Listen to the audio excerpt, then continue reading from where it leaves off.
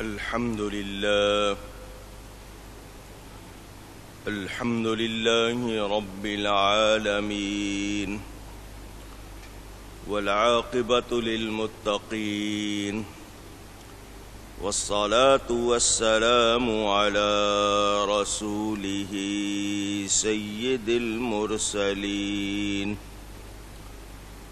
رحمة للعالمين شفيع المذنبين سيد الأولين والآخرين سيدنا ومولانا محمد رسول رب العالمين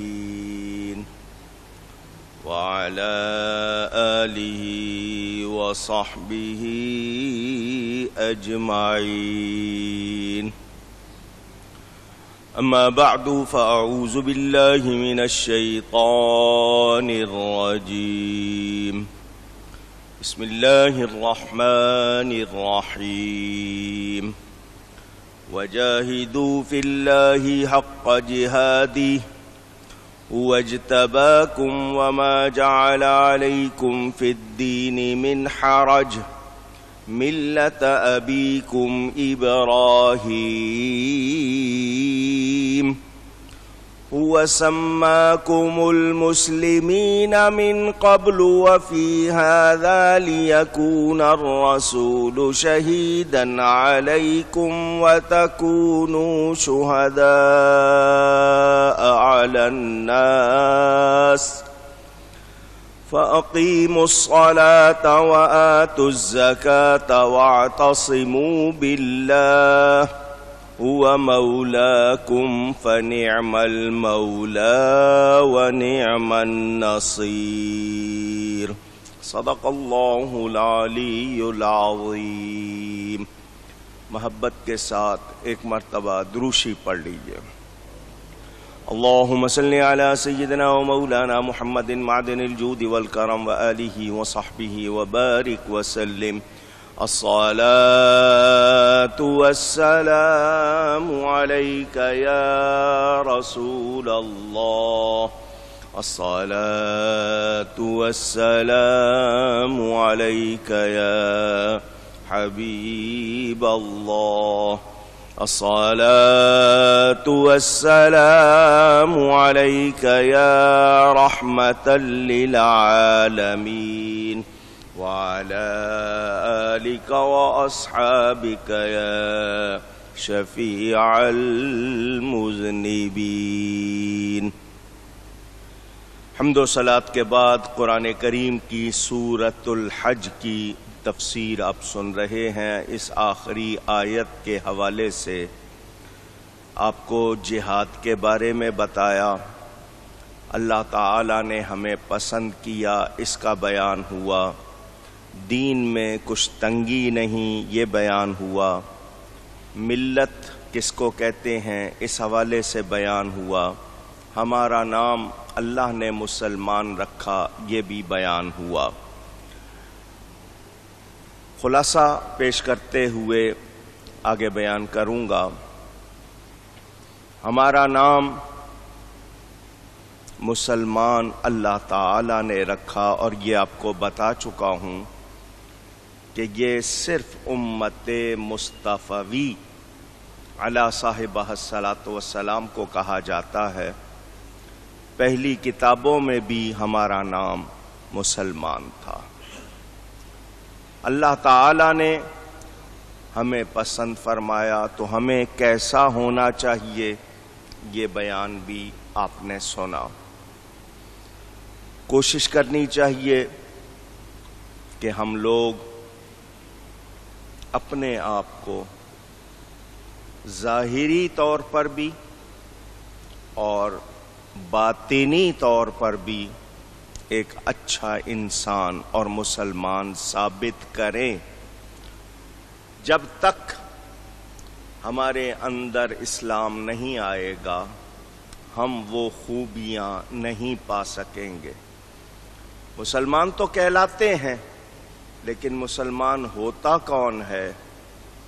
اس حوالے سے مجھے اور آپ کو اپنے آپ کو جانچنا پرکھنا چاہیے اور اپنے اندر وہی تبدیلی لانی چاہیے جو ہمارے لیے بہتری، کامیابی اور برکت کا باعث ہے۔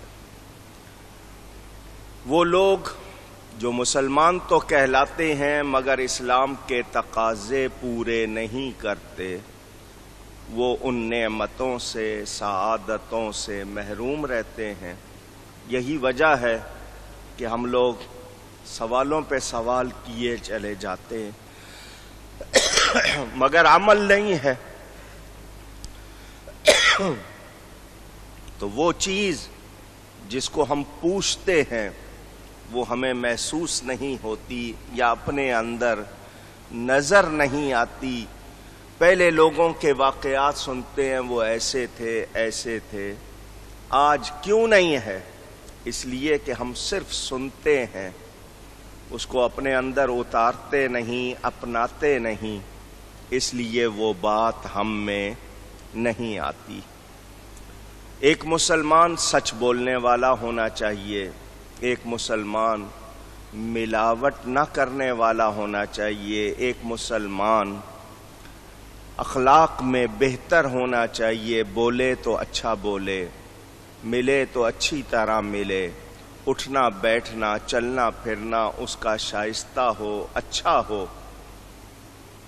اس کا لین دین صاف ستھرا ہو، ہیر پھیر نہ ہو، نہ وہ دھوکہ دے نہ وہ دھوکہ کھائے۔ یہ وہ ظاہری خوبیاں آ جائیں، پھر باطنی طور پر کیا ہو؟ اس کے اندر ایمان کی حرارت ہو، نورانیت ہو، اس کے اندر ایمانی خوشی ہو۔ یہ جو ہر وقت کی شکایتیں ہمیں ہیں، یہ ہماری اپنی وجہ ہے، ہمارا اپنا کردار ہے، ورنہ جو سچا مسلمان ہو جائے اس کو اطمینان ملتا ہے، سکون ملتا ہے، خیر ملتی ہے، برکت ملتی ہے، جیسا کہ قرون اولا پہلے زمانوں کے مسلمان تھے، صحابہ کرام، تابعین، ان کے کردار آج پڑھتے ہیں تو خوش ہوتے ہیں کہ کتنے اچھے لوگ تھے۔ ہم بھی ویسے ہو سکتے ہیں بشرطے کہ ہم چاہیں۔ تو ہم کہتے تو ہیں مگر چاہتے نہیں، اس کے لیے کوشش نہیں کرتے۔ مثلا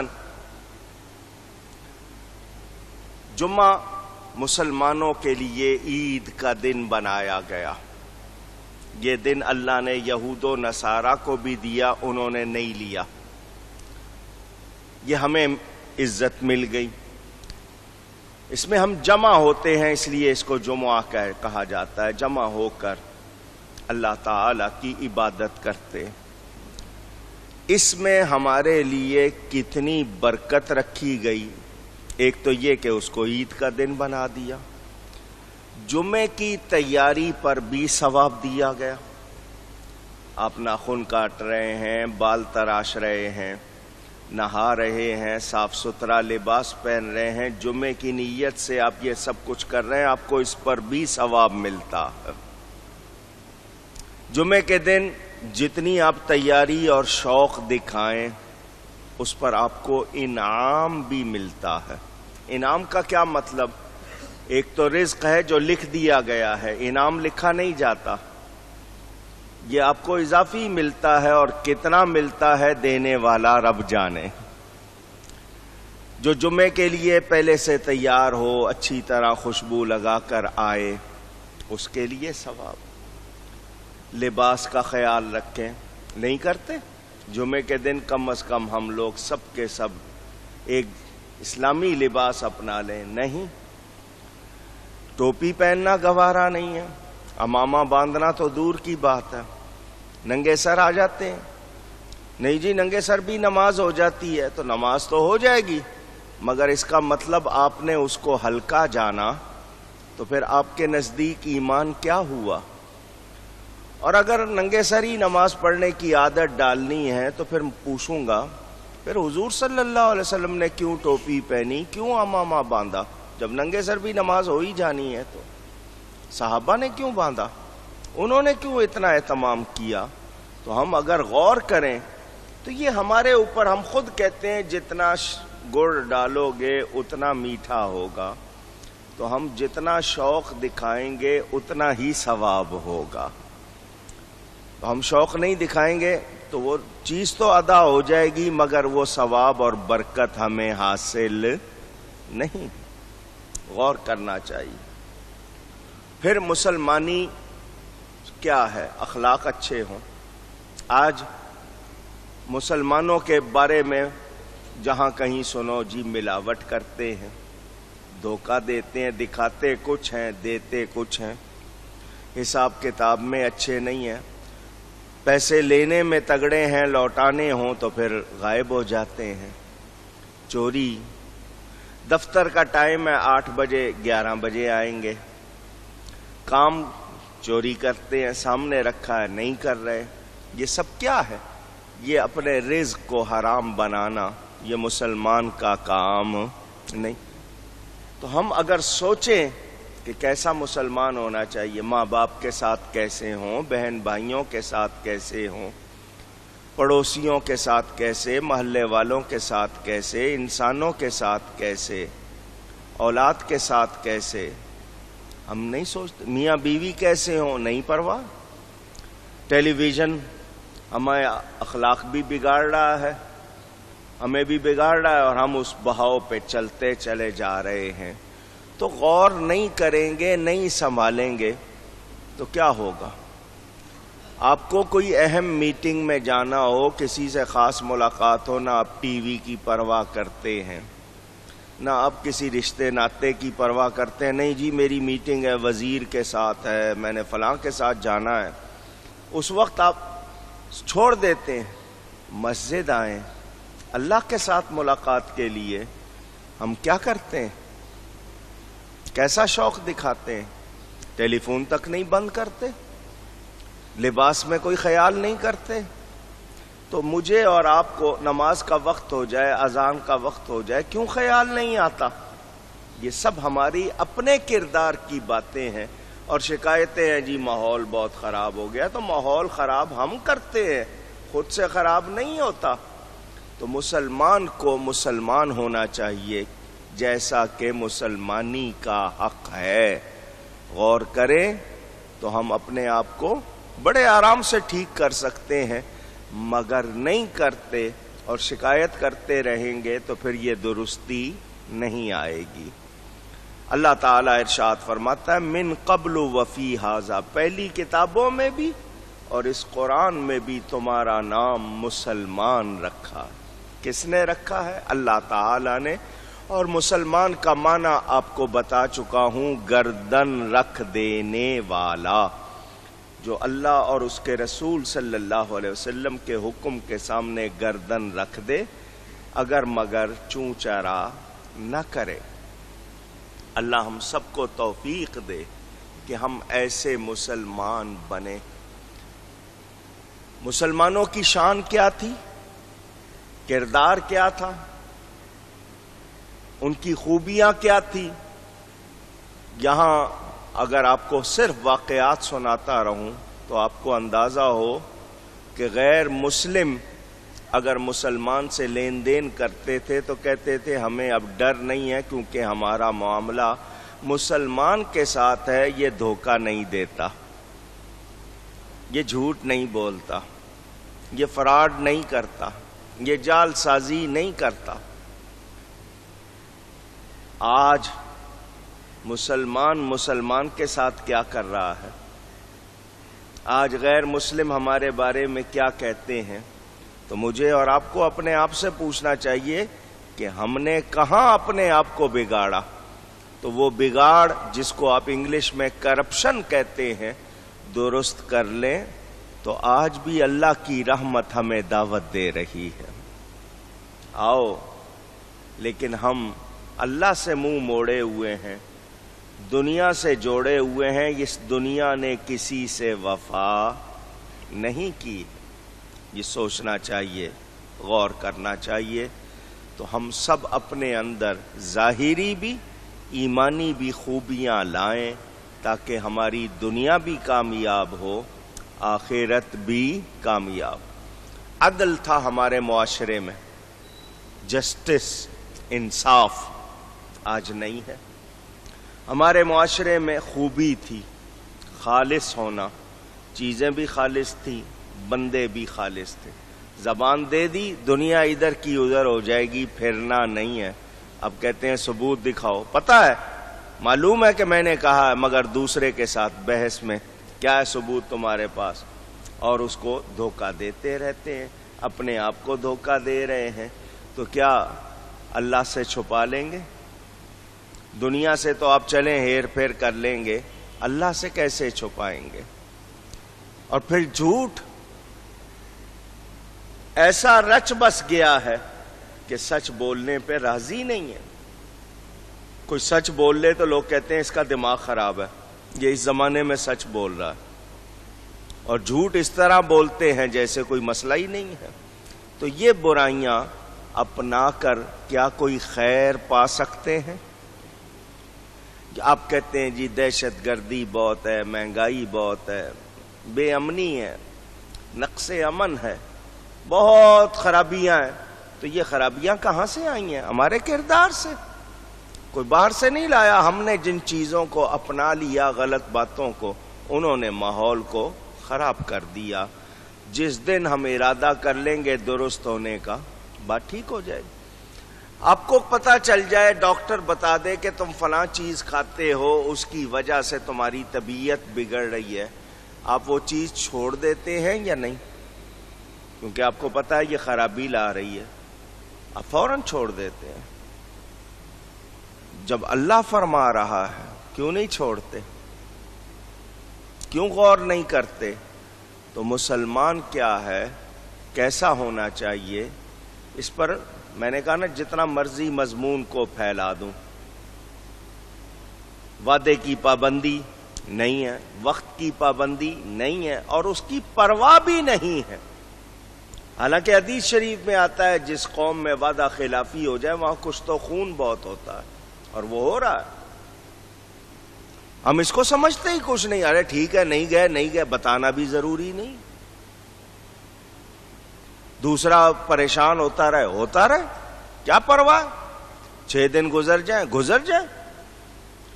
تجارت کرنے والے وہ وعدہ کرتے ہیں فلاں چیز مال دے دوں گا، نہیں دیتے، معذرت بھی نہیں کرتے کہ جی 2 دن دیر ہو جائے گی، میں معافی چاہتا ہوں، وعدہ کیا تھا پورا نہیں کر سکا، یہ بھی نہیں کہنا، یہ بھی نہیں ہے مزاج میں۔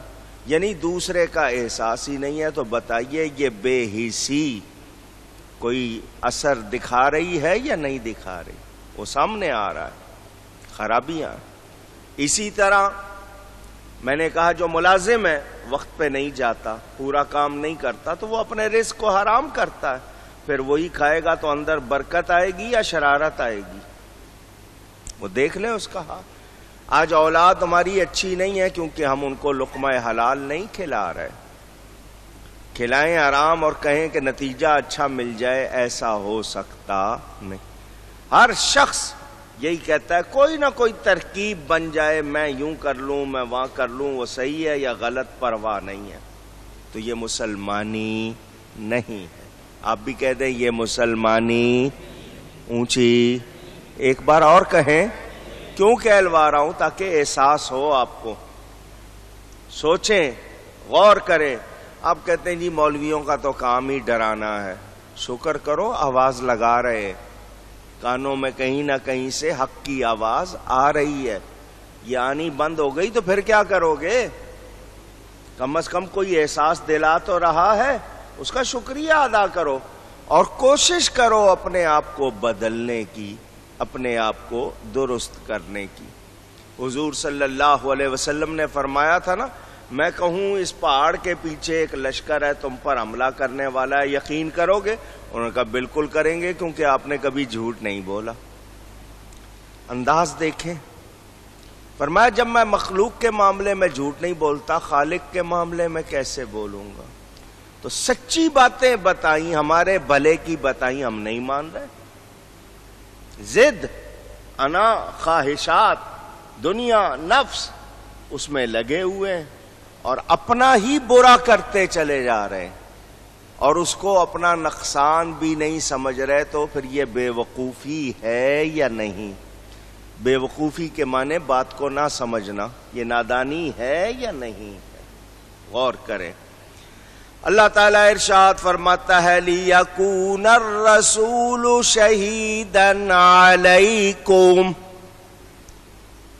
پہلی کتابوں میں بھی اور اس قرآن میں بھی تمہارا نام مسلمان رکھا ہے تاکہ رسول تمہارا نگہبان اور گواہ ہو۔ نبی پاک صلی اللہ علیہ وسلم اللہ کی عطا سے ہم کو دیکھ رہے ہیں، دیکھ رہے ہیں، ہمارے اعمال ان پر پیش ہوتے ہیں، امت کے اعمال ان کے سامنے پیش کیے جاتے ہیں۔ اب آپ کہیں گے جب وہ دیکھ رہے ہیں تو پیش کیوں کیے جاتے؟ پیش کرنے کا مطلب تو دیکھ نہیں رہے، پیش کیے جاتے ہیں۔ تو اللہ دیکھ رہا ہے یا نہیں؟ اونچی، تو پھر اللہ کے سامنے اعمال کیوں پیش کیے جاتے ہیں؟ فرشتے کیوں مقرر ہیں دائیں بائیں لکھنے کے لیے؟ جب اللہ کی بارگاہ میں جاتے ہیں اللہ فرماتا ہے کیف ترکتم عبادی، میرے بندوں کو کس حال میں چھوڑ کے آئے ہو؟